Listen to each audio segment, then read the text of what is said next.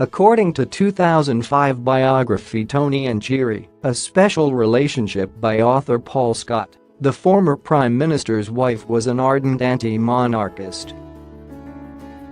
After meeting for the first time in 1997, her relationship with Princess Anne went rapidly downhill and never really recovered, sparking heightened tensions with the entire royal family.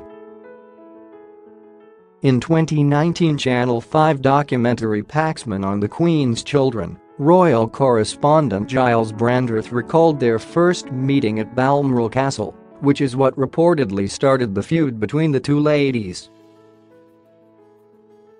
Mr. Brandreth said, "When Cherie Blair first met her and said, 'Call me Cherie,' Princess Anne said no, I think it would be better if I called you Mrs. Blair." According to author Paul Scott, it was clear after this that Princess Anne did not particularly like Mrs. Blair, but the major royal snub happened a few years later. At the Queen's Golden Jubilee celebrations in 2002, the Blairs are said to have irritated the royal family with an unscheduled walkabout.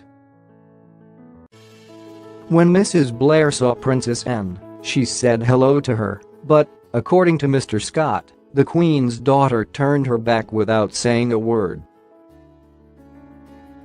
In his book, Mr. Scott claims that a furious Mrs. Blair is said to have responded to the gesture by saying, "That be completely blanked me." Tony and Cherie, A Special Relationship is a biography that looks at how the Blairs survived life in Downing Street with all its stresses and strains. Author Paul Scott is a former senior national newspaper executive who was granted special access to well-placed sources during Mr. Blair's premiership. In the book, Mr. Scott noted how the Blairs never enjoyed their annual visit to Balmoral Castle, the Scottish holiday retreat of the royal family, as they thought it was cold and draughty.